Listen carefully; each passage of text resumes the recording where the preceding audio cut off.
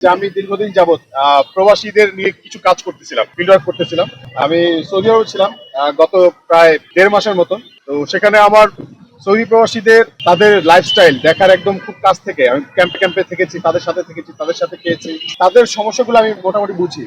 আমি এখন যদি ধরেন এই কাজটা ছেড়ে দিই, যে তাদের যে উদ্যোগটা নিয়েছিলাম তাদের সমস্যা সমাধানের জন্য, সেটা আরো বিঘার পরিসরে ভাবছি যে কিভাবে তাদের সমস্যাগুলো সমাধান করা যায়, প্রবাসীদের সমস্যা সমাধান করা যায়। সাথে করে ঢাকা 18 যে এলাকা আমার একদম, আমি জন্মেছি বাড্ডা এবং ছোটবেলায় আমার ঘোরাফেরা, আমার চলাফেরা ওই এলাকায়।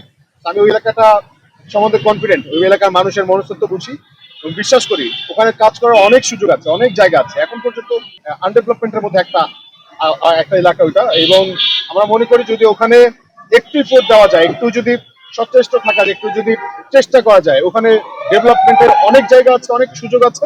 এবং আমরা মানে সবকিছু মানে পার্লামেন্টে গিয়েও করা লাগবে না, ওখানে আমরা ধরেন রাস্তা দাঁড়িয়ে আপনাদের উদ্দেশ্যে যদি আমরা সহযোগিতা কামনা করি, আপনারা সাংবাদিক ভাইরা মিলেও ওই সমস্যার সমাধান করে দিয়ে আসতে পারবেন। তো যেটা আমার দ্বারা পসিবল, আমার কাছে মনে হয়েছে যে এটার জন্য আমি ক্যাপাবল।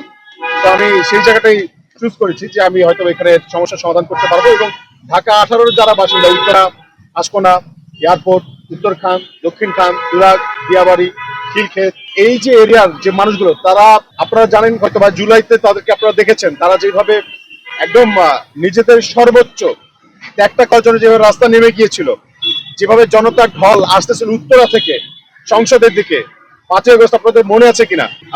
তো সেই যে মুহূর্ত, আমার কাছে মনে হয়েছে এই মানুষগুলো নিঃস্বার্থভাবে রাস্তায় নেমেছিল।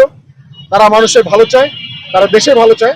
এবং তাদেরকে যদি আমরা আহ্বান জানাই যে দেশের প্রয়োজন, আপনাদের সবাইকে আবার দরকার, ঐক্যবদ্ধ হওয়া প্রয়োজন, আমাদের মনে হয় যে তারা আবার রাস্তা নামবে এবং দেশের জন্য তারা লড়াই করবে। এবং এই যে কনফিডেন্সের জায়গা, যে আমরা আমাদের সহযোদ্ধাদেরকে আবার পাশে পাবো এবং আমরা দেশের যে ইনসাফ প্রতিষ্ঠার স্বপ্ন আমরা দেখছি, সেই স্বপ্ন বাস্তবায়নে আমরা তাদের একটা বড় সমর্থন পাবো, সহযোগিতা পাবো। এবং সেই ভরসা নিয়ে আমরা ঢাকা 18 অলিগলি পথে হেঁটে বেড়াচ্ছি।